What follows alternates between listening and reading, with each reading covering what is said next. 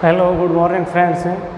देखो आज का अपना बीएससी पार्ट थर्ड का जो टॉपिक है वो है फ्लोएम की स्ट्रक्चर के बारे में अपन ने पिछली वीडियो में भी पढ़ा था कि फ्लोएम जो है पादपों में जटिल ऊतक का एक दूसरा भाग है जाइलम और फ्लोएम की स्ट्रक्चर के बारे में अपन पढ़ रहे हैं। तो पिछली वीडियो में अपन ने फ्लोएम की संरचना में जो चार भाग होते हैं, चालनी तत्व, इस चालनी तत्व में दो प्रकार के कोशिकाएं होती है, चालनी नलिकाएं, चालनी कोशिकाएं। इसके बारे में अपन ने पिछली वीडियो में बाई स्ट्रक्चर, इसकी संरचना सहित अपन ने पढ़ लिया था। दूसरा इसका जो भाग है वो है सहचर कोशिकाएं।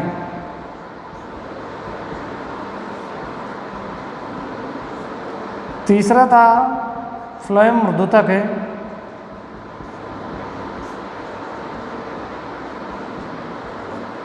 और चौथा भाग था फ्लोएम तंतु। इस प्रकार से चार भाग से मिलकर फ्लोएम जटिल ऊतक का निर्माण होता है। इसमें अपन ने चालनी तत्व की संरचना के बारे में पिछली वीडियो, जो कल की वीडियो थी, उस वीडियो में अपन ने अध्ययन कर लिया। और आज जो अपन सेकंड पार्ट से इसका सहचर कोशिकाएं, कंपेनियन सेल्स, इस कंपेनियन सेल्स के बारे में आज अपन देखते हैं कि साथी कोशिकाएं या सहचर कोशिकाएं क्या होती हैं, इसकी स्ट्रक्चर के। कंपेनियन जो सेल्स होती हैं वो चालनी तत्वों के पास ही स्थित होती हैं। ये चालनी तत्वों के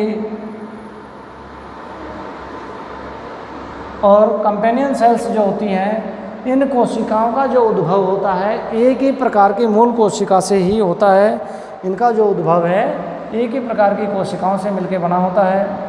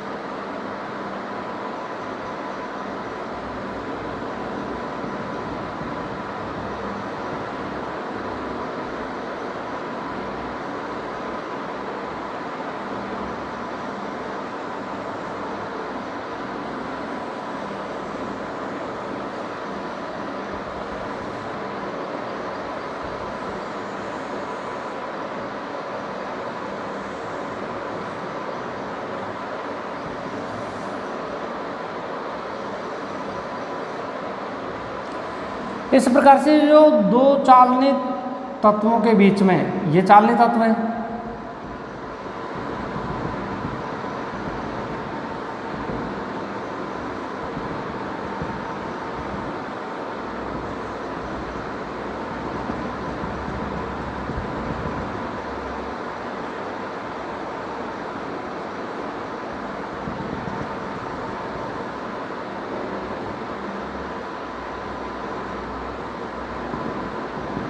इन चालनी तत्वों के बीच में ये कंपेनियन सेल्स पाई जाती हैं। इन कंपेनियन सेल्स साथी कोशिकाओं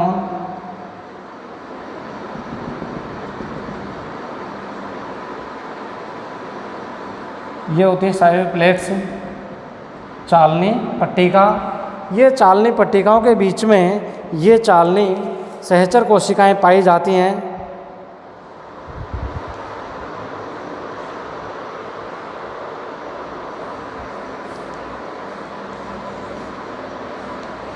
ये तो है साइबर प्लेट्स।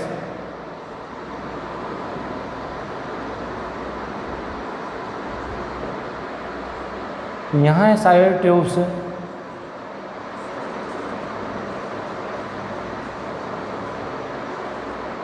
और ये हैं कंपेनियन सेल्स।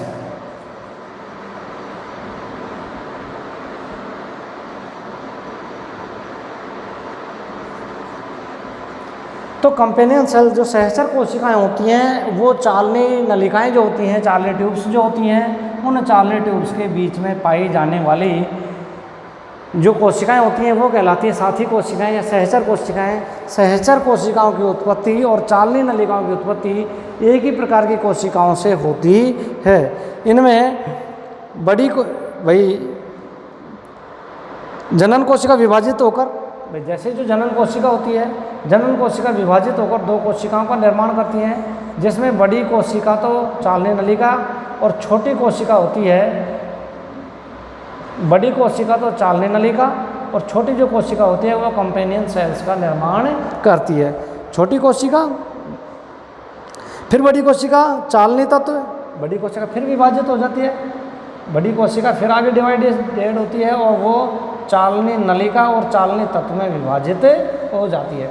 तो इस प्रकार से चालनी नलिका और सहचर जो कोशिकाएं होती हैं, उन दोनों कोशिकाओं की उत्पत्ति एक ही प्रकार की कोशिका से होती है। अब इसकी दूसरा जो स्टेप था सहचर कंपेनियन सेल्स, सहचर कोशिका के बारे में अपन देखते हैं। दूसरा स्टेप है सहचर कोशिका।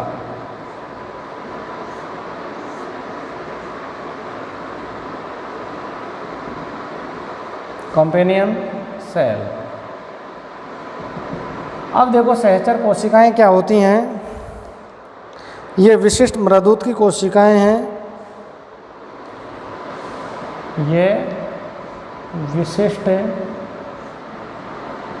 मृदूत की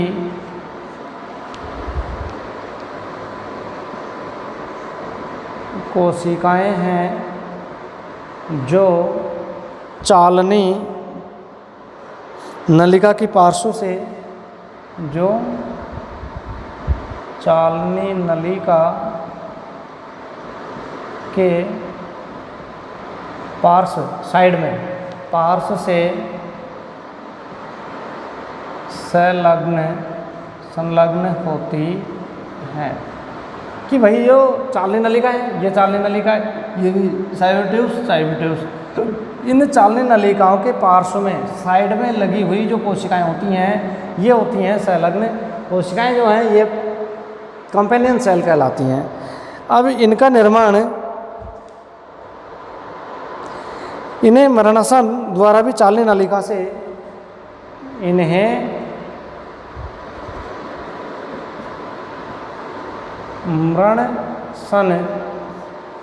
मरणसन मतलब मरने के बाद भी इन्हें मरणनन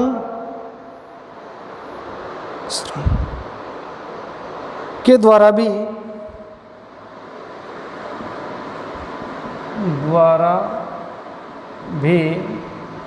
चालनी नलिका से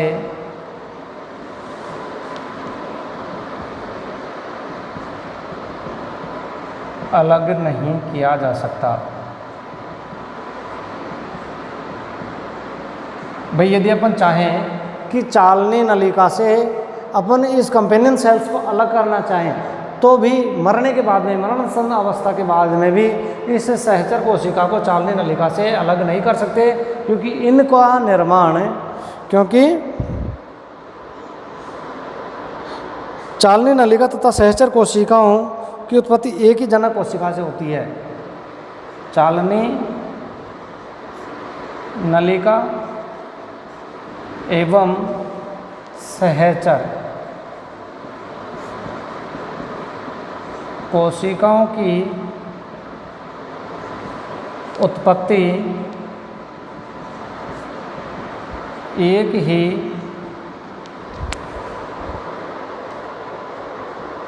जनक कोशिका से होती है। एक ही जनक कोशिका से होती है। एक जनक कोशिका विभाजित होकर जनक कोशिका विभाजित होकर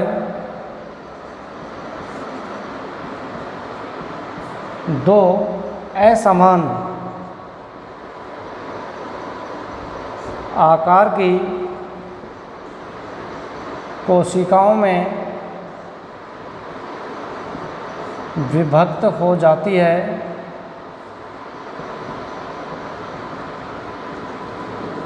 जिसमें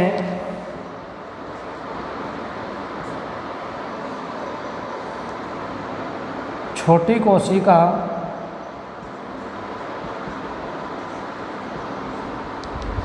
कंपेनियन सेल्स या सहचर कोशिका, सहचर कोशिका तथा बड़ी चालनी कोशिकाओं का निर्माण करती है, कोशिकाओं का निर्माण करती है। भैया ये आपने बताया कि जैसे एक पेरेंट सेल्स है, जनक कोशिका है, ये जनक कोशिका आगे विभाजित होकर दो असमान आकार की कोशिकाओं में विभाजित हो जाती है। ये छोटी कोशिका, ये है बड़ी कोशिका। ये छोटी कोशिका तो कंपेनियन सेल्स और बड़ी कोशिका साइवर ट्यूब्स, चालनी नलिका का निर्माण। ये बड़ी कोशिका फिर आगे वो जो डिवाइड होती है और बड़ी कोशिका विभाजित होके और दो कोशिका चालनी नलिका और चालनी कोशिका, दो कोशिकाओं का निर्माण करती है। तो इस प्रकार से बाकी चालनी नलिका और कंपेनियन सेल्स जो है दोनों का निर्माण एक ही जनक कोशिका से होता है। एक जनक कोशिका ये पेरेंट सेल्स कहलाती है। ये पेरेंट सेल आगे दो कोशिका में डिवाइड होती है। छोटी कोशिका तो कंपेनियन सेल्स, बड़ी कोशिका चालनी नलिका का निर्माण, चालनी तत्व का निर्माण करती है। चालनी नलिका आगे डिवाइड होती है, चालनी नलिका और चालनी कोशिकाओं में फिर डिवाइड हो जाती है। तो इस प्रकार से तो ये कंपेनियन सेल्स का निर्माण होता है। और इसमें भी क्या होता है कि चालनी नलिका के साथ दो अथवा अधिक सहचर कोशिकाएं भी मिल सकती हैं। चालनी नलिका के साथ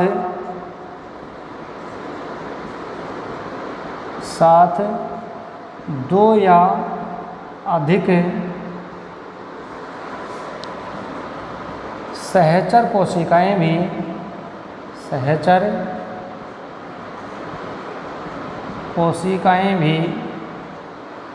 मिल सकती हैं।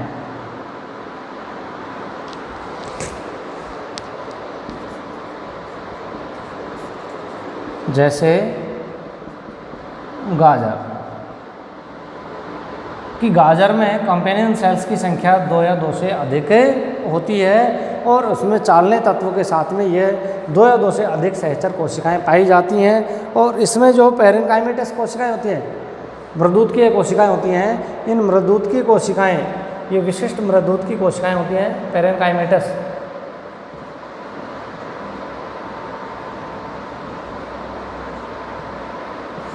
पैरेनकाइमेटस सेल्स होती हैं। इन पैरेनकाइमेटस सेल्स के ये चालनी नलिकाओं के पार्श्व में स्थित होती हैं और इनकी उत्पत्ति एक ही जनक कोशिका से होती है, जिसमें बड़ी कोशिका चालनी नलिका का और छोटी कोशिका कंपेनियन सेल्स का निर्माण करती है।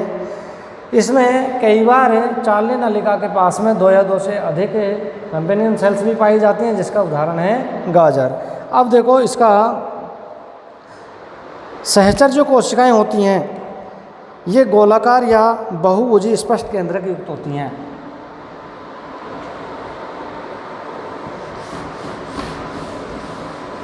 आगे देखते हैं।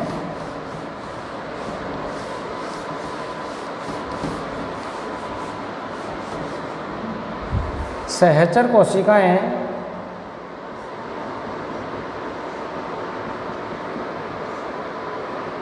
गोलाकार बहुभुजी एवं स्पष्ट केंद्रक, इनमें जो न्यूक्लियस है, जैसे जो ये केंद्रक है, ये केंद्रक इनमें स्पष्ट रूप से स्पष्ट केंद्रक युक्त होती हैं। तो इनमें जो केंद्रक है वो स्पष्ट रूप से पाया जाता है। ये जीवद्रव्य तंतुओं द्वारा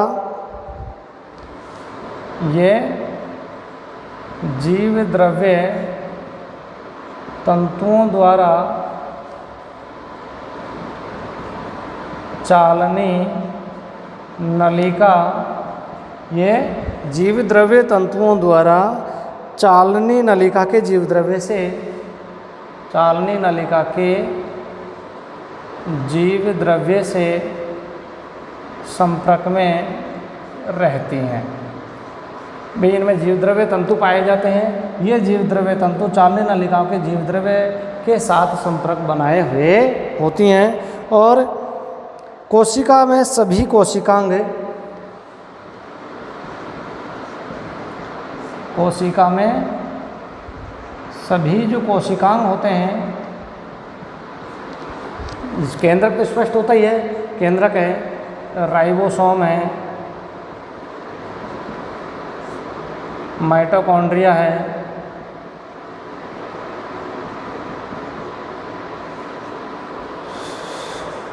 ER है, एंडोप्लाज्मिक रेटिकुलम आदि पाए जाते हैं।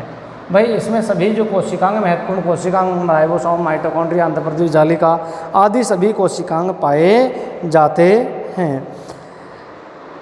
अनावर्त बीजी पादपों और टेरिडोफाइटा में, अनावर्त बीजी पादपों एवं टेरिडोफाइटा में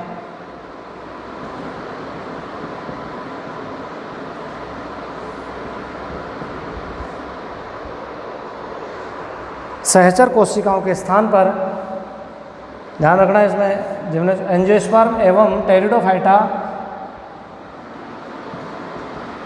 पादपों में सहचर कोशिकाओं के स्थान पर, सहचर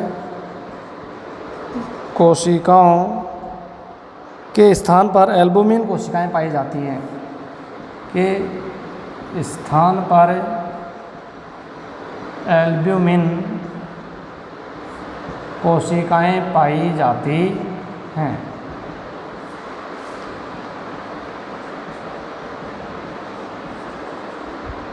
कौन सी कोशिकाएं पाई जाती हैं? एल्ब्यूमिन कोशिकाएं।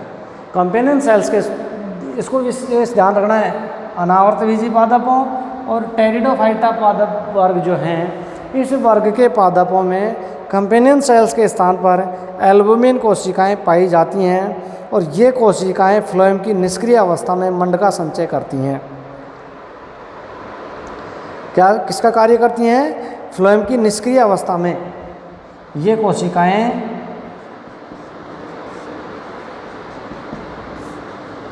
फ्लोएम की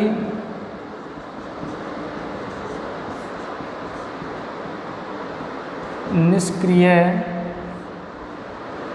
अवस्था में मंड का संचय करती हैं, मंड का स्टोरेज करने का कार्य करती हैं। तो ये कंपेनियन सेल्स होती हैं।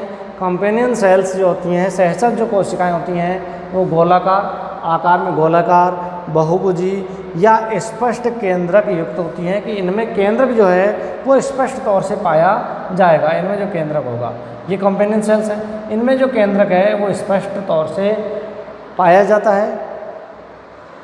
जीवद्रव्य तंतुओं के द्वारा चालनी नलिका के जीवद्रव्य से संपर्क में रहती हैं। इनमें ये साइटोप्लाज्मिक एलिमेंट्स जो होते हैं जीवद्रव्य तंतुओं के द्वारा चालनी नलिका के जीवद्रव्य से ये जुड़ी हुई होती हैं। इसीलिए इन्हें मरणासन अवस्था में भी, मरने के बाद में भी इन कोशिकाओं को चालनी नलिका कोशिकाओं से अलग नहीं किया जा सकता। ये और नेक्स्ट और महत्वपूर्ण बात है कि इस कोशिका में सभी कोशिकाएं, कंपेनियन सेल्स की जो कोशिका सेल्स जो होती हैं, इनकी कोशिका में सभी महत्वपूर्ण जो कोशिकाएं राइबोसोम है, माइटोकॉन्ड्रिया, अंतःप्राथमिक जालिका है और स्पष्ट रूप से केंद्रक पाया जाता है। विशेष बात यह है कि ये अनावर्त बीजी और टेरिडोफाइटा वर्ग के जो पादप हैं, इनमें कंपेनियन सेल्स के स्थान पर, सहचर कोशिकाओं के स्थान पर एल्बुमिन कोशिकाएं होती हैं और ये एल्बुमिन कोशिकाएं फ्लोएम जब निष्क्रिय स्टेज में होता है, निष्क्रिय अवस्था में होता है, तो उस समय ये मंड का स्टोरेज करने का कार्य करती हैं। तो इस प्रकार से ये तो ही इनकी संरचना कंपेनियन सेल्स की, इस सहचर कोशिकाओं की संरचना। कल की वीडियो में अपन ने पढ़ा था चालनी नलिकाओं की संरचना। अब इसका थोड़ा सा अपन एक कार्य और देख लेते हैं कि साथी कोशिकाएं जो होती हैं, सहचर कोशिकाएं जो होती हैं, उनका कार्य क्या है पादपों में।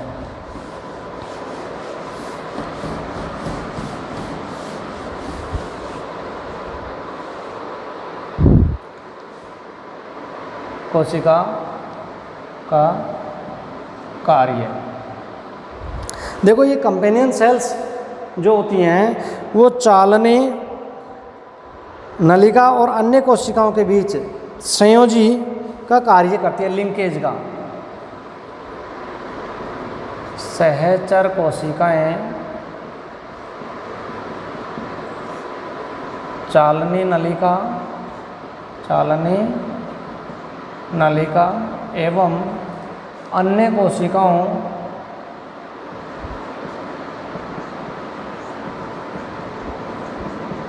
चालनी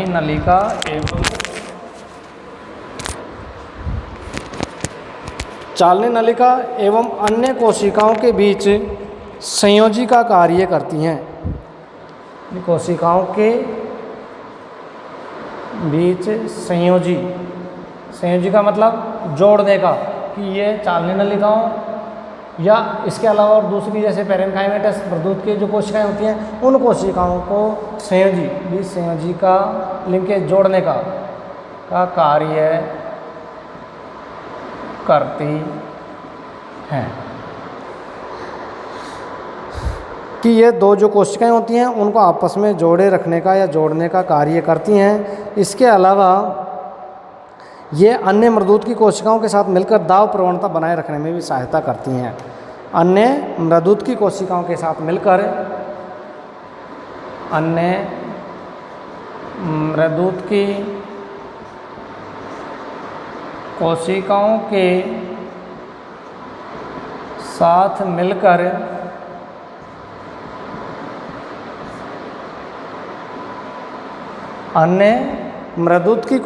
के साथ मिलकर दाब प्रवणता प्रेशर ग्रेडियंट दाब प्रवणता बनाए रखने में मिलकर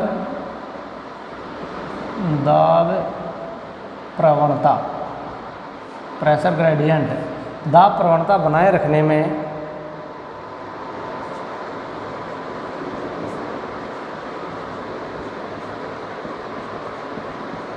सहायता प्रदान करती हैं। ये इनका कुछ कार्य है। भाई चालनी नलिकाओं का तो मुख्य कार्य क्या हुआ था? चालनी नलिकाओं का मुख्य कार्य तो पत्तियों के द्वारा भोजन का परिवहन करना, निर्मित जो भोजन होता है प्रकाश संश्लेष उसका परिवहन करना। दूसरा इसका जो कोशिका थी कंपेनियन सेल्स का मुख्य कार्य है ये चालनी नलिका और अन्य कोशिकाओं के बीच संयोजी जोड़े रखने का कार्य करती है। इसके अलावा ये अन्य मृदुत की कोशिकाओं के साथ भी मिलकर दाब प्रवणता प्रेशर ग्रेडियंट का या दाब प्रवणता बनाए रखने में भी सहायता प्रदान करती हैं। इस प्रकार से आज अपना जो टॉपिक है वो कंपेनियन सेल्स की संरचना उसका कार्य है। ये फ्लोएम ऊतक की संरचना का दूसरा भाग था। दूसरी कोशिका थी सहचर कंपेनियन सेल सहचर कोशिका। अब अपन नेक्स्ट जो वीडियो होगी उसमें इसके दो भाग और बच रहे हैं, फ्लोएम मृदुतक और फ्लोएम तंतु। फ्लोएम मृदुतक और फ्लोएम तंतु की संरचना के बारे में अपन अगली वीडियो जो होगी उसमें बताएंगे। ओके।